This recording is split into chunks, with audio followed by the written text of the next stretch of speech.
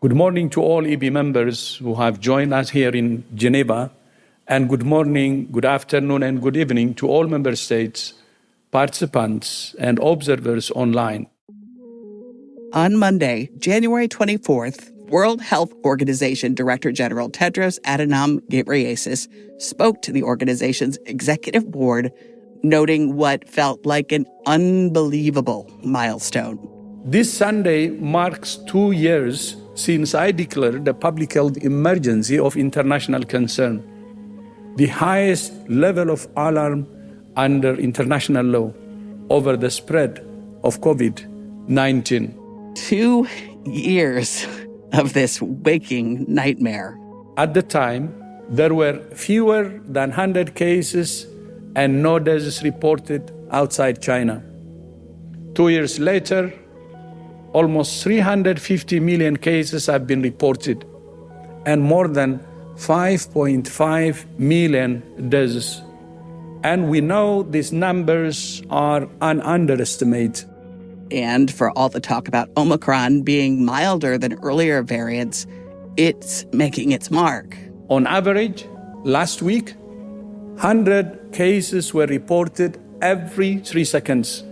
Since Omicron was first identified just 9 weeks ago, more than 80 million cases have been reported to WHO. More than were reported in the whole of 2020. Far from being over, it can sometimes feel like this pandemic is just gathering steam and might never end. And in fact, some people have suggested we should stop trying to fight it. Ghebreyesus acknowledges the world will have to learn how to live with this virus someday. But learning to live with COVID cannot mean that we give this virus a free ride. It cannot mean that we accept almost 50,000 deaths a week from a preventable and treatable disease. It cannot mean that we accept an unacceptable burden on our health systems when every day exhausted health workers go once again to the front line. It cannot mean that we ignore the consequences of long COVID, which we don't yet fully understand. It cannot mean that we gamble on a virus whose evolution we cannot control nor predict. A virus whose evolution we cannot control or predict. And Ghebreyesus says it's dangerous to assume Omicron will be the last COVID variant to have worldwide impact. On the contrary, globally, the conditions are ideal for more variants to emerge. Why? Well, there are billions, with a B, of unvaccinated people in the world. The World Health Organization represents 192 countries, what it calls member states. As it stands, 86 member states across all regions have not been able to reach last year's target of vaccinating 40% of their populations. And 34 member states, most of them in Africa and the Eastern Mediterranean region, have not been able to vaccinate even 10% of their populations. 85% of the population of Africa is yet to receive a single dose of vaccine. That means more than 1 billion unvaccinated people in Africa alone. Now, if you're like me, a triple-vaxxed American mom living in a suburb, you may not think that has anything to do with you. But unvaccinated populations are where variants circulate. It's where they mix and match and make new variants to challenge your vaccines. The gap between countries like the United States and low and middle income countries struggling to vaccinate even a small percentage of their populations is a threat to every single country on the planet. We simply cannot end the emergency phase of the pandemic unless we bridge this gap. So how do we do that? How do we bridge that gap? How do we get vaccinations into populations that don't have the capacity to make mRNA vaccines. They don't have the money to order them from Pfizer or Moderna. They don't have any freezers in remote areas to store them, even if they could get them. Well, we might have an answer straight out of Texas. From Texas Public Radio and the Texas Newsroom, this is Petri Dish. I'm Bunny Petrie. Today, a conversation with Dr. Peter Hotez of Texas Children's Hospital's Center for Vaccine Development in Houston about his team's new vaccine, Corbevax.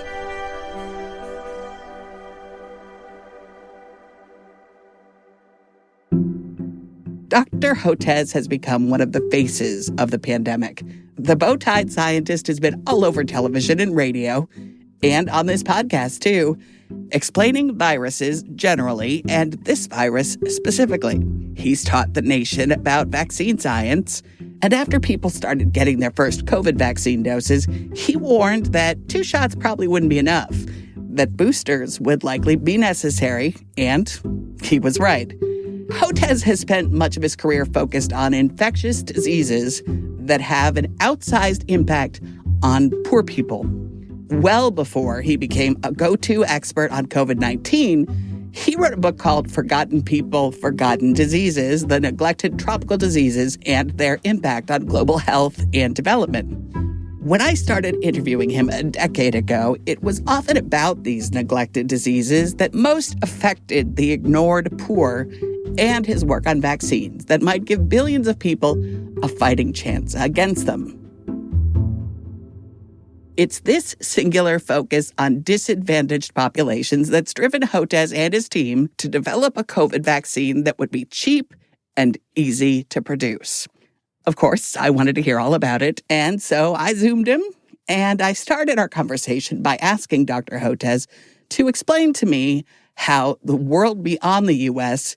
has experienced the pandemic. It's been pretty devastating. And it'll take us years to figure out the true death toll and burden of disease. Some people say upwards of 13 million deaths globally, and still going up. We're still in it, right? And so India got decimated, even though the official number is around half that, 6 million. Some people say there maybe is that many lives lost in India alone. India has been battered by COVID-19, and Hotez says that's why it was eager to partner up with the Texas team to develop a vaccine that would be safe and effective, like the mRNA vaccines, but could be mass-produced cheaply and easily. That is what we now know as Corbevax. It's a 2-dose vaccine, but it's not an mRNA vaccine like Pfizer or Moderna. Corbevax is an old-school protein subunit vaccine. India's version of the Food and Drug Administration recently approved Corbevax for an emergency use authorization. So this recent release of the vaccine in India, where it's known as Corbevax, is a partnership between our Texas Children's Center for Vaccine Development. That's co-headed by myself and my science partner for the last 20 years, Maria Elena Bottazzi, with one of India's big vaccine producers known as Biological E, and the vaccine is known as Corbevax. But keep in mind, that's not the only one. We've also now licensed the vaccine, also no patent, no strings attached, to Indonesia, to an organization known as Biopharma, to Bangladesh, Incepta, to Botswana, Immunity Bio. So the difference is we're not trying to make money on this one. We're trying to get the world vaccinated by having it produced locally all over the world. Wait, what? Not trying to make money? No. Hotez says Corbevax is available to any country that can produce it for free. Like he said, no strings attached. And that's by design. So what we do is in our Texas Children's Center for Vaccine Development, we developed the prototype vaccine. We discovered the vaccine. It built on technology we've been developing for SARS and MERS, which are other coronavirus vaccines, which were funded by the National Institutes of Health to develop. And then when the COVID-19 sequence hit, we just flipped our program over to COVID-19 and made a vaccine is the same way we've made other vaccines. We've spoken before, Bonnie, about our neglected tropical disease program for vaccines, and all of those were made, with low cost in mind and simple delivery. So that's all we know how to do is make straightforward vaccines, older technology, easy to deliver. And this checks all the boxes for it. So we transferred the technology to these developing country vaccine manufacturers. We didn't try to, put any intellectual property on it. I always like to say when your house is on fire and you can only make one call, you don't call a lawyer, you call the fire department. So we're the fire department and no strings attached. And we actually help in the co-development. We actually help them to facilitate it to ensure they're successful. How can you do that? Well, as I say, this is an older technology, same technology used to make the hepatitis B vaccine or similar technology. And so it's a recombinant protein. So, if you remember from your high school biology, DNA is the genetic material of the cell. It's in the nucleus. It transcribes into RNA. RNA goes into the cytoplasm, and the cytoplasm then makes the protein. The older way to do that was to genetically engineer yeast, in our case, and through microbial fermentation. Growing up in a bioreactor, like making beer, instead of making alcohol, it's making the recombinant protein. So it's a vegan vaccine, actually, as opposed to the RNA, which is upstream and or some of the other technologies that use mammalian or even human cells in the process. This doesn't. So no animal protein, no human cells. And because of that, it's kind of interesting. I'm getting quite a number of emails, so is Maria Elena, every day now, from people to say, hey, doc, I'm not getting that RNA vaccine, but we'll take your vaccine because we trust it because it's older technology that I already gave to my kids. And I say, well, just go ahead and get your RNA vaccine because you need that vaccine. And our vaccine, we have no path right now for the U.S. because we have no U.S.-based manufacturer. We have no U.S. government support. So that's the reality. So get what you can. I asked Dr. Hotez to elaborate a bit on the situation in the U.S. Why was he unable to get support here to develop the vaccine?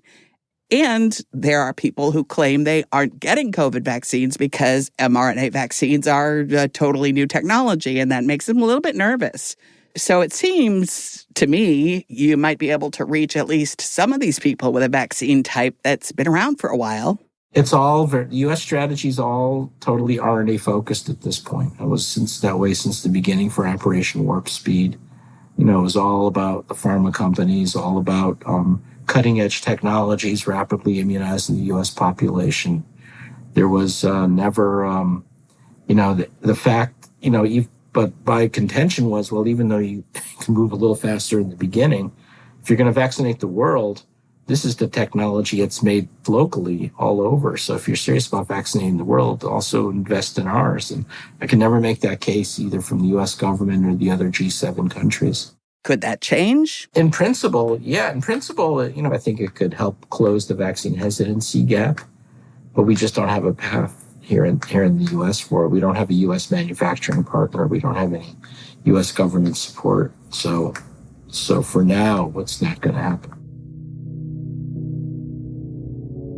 When Petri Dish continues, Dr. Hotez has called Corbevax a uniquely Texas vaccine, and that has something to do with Tito's Vodka and other Texas entities stepping up. He'll explain. First, though, on Friday, January 28th, there will be a new episode of another outstanding podcast from Texas Public Radio called 24/7. Here's a little about the show. I'm Kitty Isley. Over the past few years, I talked to friends and experts about how to care for my dad as he got older. The conversations were frank and intimate. Every week or two, there's a new normal. There's something else lost that we have to now kind of get used to. So it's just been kind of one thing after another, series of losses. Join me for stories of caring for our elders at 24/7, a podcast about caregiving. Find us at tpr.org/247 or wherever you listen to podcasts. Welcome back to Petri Dish. Dr. Peter Hotez is based In Houston, he co-directs Texas Children's Hospital's Center for Vaccine Development and is dean of the National School of Tropical Medicine at Baylor College of Medicine. So when it became clear he was not going to get government funding to develop his team's vaccine against COVID-19, he reached out to other Texans for support. It was really tough. At the beginning of the pandemic, we had to raise the money for it. We did it through Texas-based philanthropies. We got the Clayburgh Foundation, the Dunn Foundation, the MD Anderson Foundation. Tito's Vodka supported us. So they came to our rescue, and also a New York foundation as the JPB Foundation, a couple of smaller ones. That's how we did it. We did it, raised about $6-7 million, and that was enough to pay our scientists to make the prototype vaccine and get all the reagents in and work with BioE to transfer the technology in Indonesia and everywhere else. And so I think it'll break a record for the most cost-efficient development of a vaccine that's happened in modern times. So big Texas donors and a handful of donors from other places made this vaccine happen on the cheap. Now, cost efficiency was a huge priority for Hotez's team. If you want low and middle income countries to be able to use your thing, whatever that thing may be, they have to be able to afford the thing. Why is Corbevax so inexpensive? Part of it is it's an older technology. So over the decades, people have learned how to scale it up for production. So there's no limit to the amount you could produce. It's cheap. This will probably be a $2 vaccine, as opposed to a much higher cost for the others. And simple refrigeration, no freezer chain requirement. Probably one of the best safety track records of any vaccine because it's similar to hepatitis B vaccine that we give to infants currently. So if you were to design the ultimate global health vaccine for COVID, this is the one going on the checklist that checks all the boxes. So do you get what you pay for here, as in, is the cheaper vaccine less effective? Hotez says studies in India have found it works pretty well. Well, we know it in terms of virus neutralizing antibodies and T cells, and the level of virus neutralizing antibody and T cell responses are it'll likely be in the 80 to 90% range. So pretty good. But this is where things get a little bit murky and why not everyone is on board with Corbevax, at least not yet. That's because the human trials have not yet been published. A New York University clinical assistant professor of biology named Joseph Osmundson told the Washington Post that given the lack of public data from phase 3 clinical trials, Corbevax is, quote, healthcare for lower and middle income countries that we would never accept here. I followed up with Osmundson, and he elaborated on his concerns. He told me it's not the vaccine that he's critical of. He says his concerns are all about transparency. He says it's simply essential that any vaccine anywhere in the world is supported by publicly accessible data on how effective it is and how safe it is. Corbevax has none, he says. Hotez counters that 3,000 people have participated in trials of this vaccine. Yeah, all of the human trials are done in India by biologically phase 1, phase 2, phase 3 trials, and that's what led to the emergency use authorization. Now, Hotez says as far as making the trial data accessible to the public, according to BioE, phase 1 and phase 2 are in the final draft for publication. It'll publish data from the phase 3 trials sometime after those first 2 phases are published. Hotez also hopes to expand trials of the vaccine to locations all over the world. Right. So the point is we're trying now to work with the World Health Organization to help us do some introduction studies. So not just in India, but, some African countries and Asian countries and Latin American countries introduce it and to confirm the effectiveness and get it out to the world. And because we're in a hurry, if we're going to stop the next variant from emerging this summer, like it did last year, we need to vaccinate the world now and can't screw around waiting another 2 years. Which brings us back to the need for a vaccine like this one as we begin to see the other side of the Omicron surge. We think it's essential, right? I mean, because we need 9 billion doses of vaccines for the world's low and middle income countries, and this, including those in the Southern Hemisphere. And to get to 9 billion, we're not going to do that with mRNA or adenovirus alone. We're going to need older technologies like ours that we know we could scale to that level. So BioE is producing 1 billion doses, and perhaps Indonesia or Bangladesh can do the same. And so it's going to make a big dent in this pandemic. Hotez mentioned earlier in the show that Corbevax works in the same way as vaccines that people are already familiar with, like the hepatitis B vaccine that infants get or the pertussis vaccine that kids get. Corbevax takes a harmless piece of the COVID spike protein, a protein subunit, and introduces it to your immune system, which then learns to recognize the spike protein as an invader and learns how to fight it. So anywhere Hep B vaccines, for example, are made can be fairly quickly scaled to make Corbevax. Hotez adds that with the mRNA vaccines, like the Pfizer and Moderna shots that most of us have gotten, protection is waning in the face of variants more quickly than he expected. So the world really needs some additional tools in the old toolkit. Even I was surprised at how poorly the mRNA vaccines held up because, since January of last year, I was saying, Bonnie, it's not 1 and done or 2 and done, but it could be 3 and done. So because you wait after those first 2 doses, 6 months to a year, then you boost.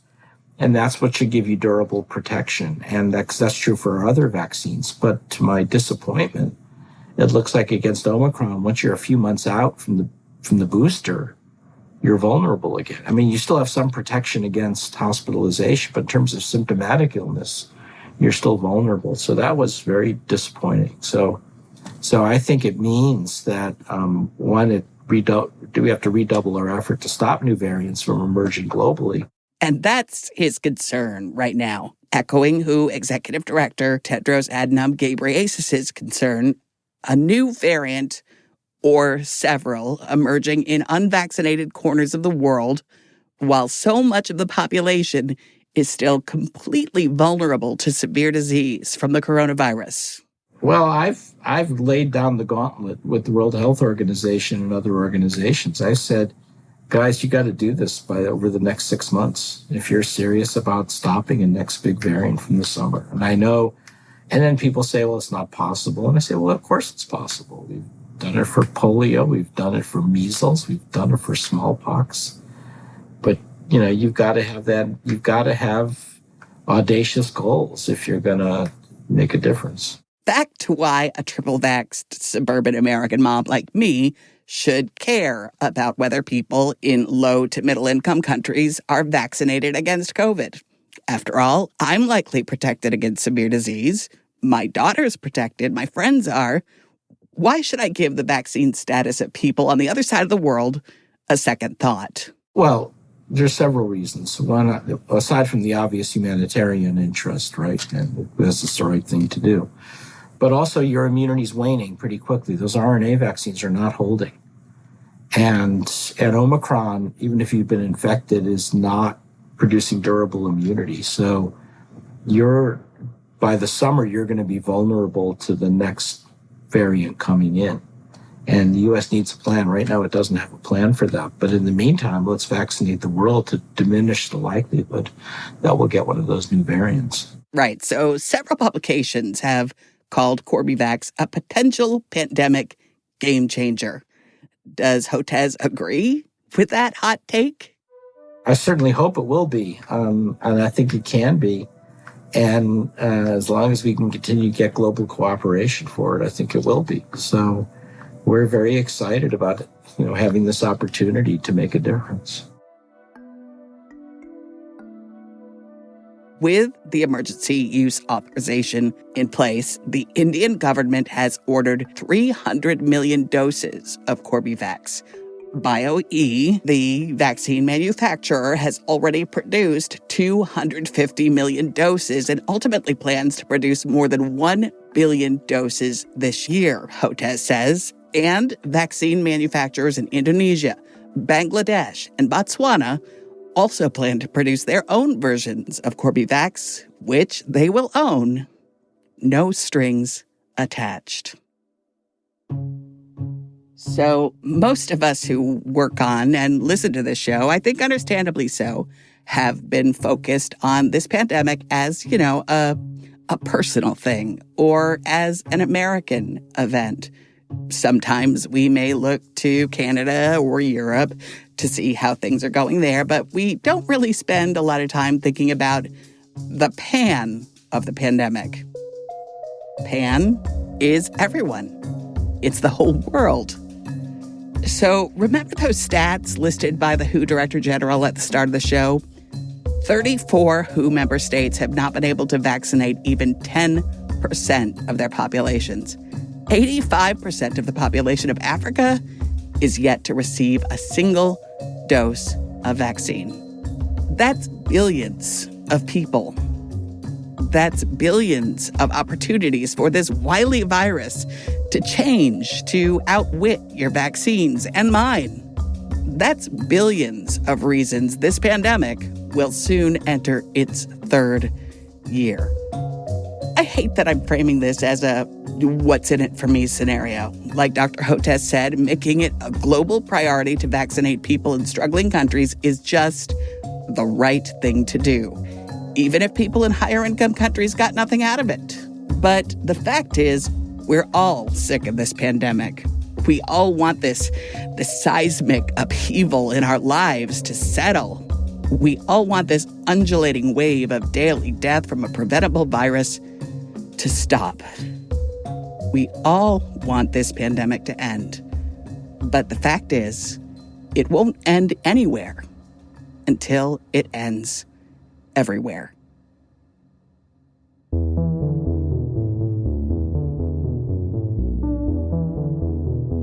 This episode of Petri Dish was produced by Dallas Williams and me and edited by Rachel Osier-Lindley. Music and sound design by Jacob Rosati. TPR's news director is Dan Katz. Petri Dish was created by Fernanda Camarena, Dan Katz, and me, and is a production of TPR and the Texas Newsroom, a collaboration of public radio stations across Texas and NPR. I'm Bonnie Petrie. Talk to you soon.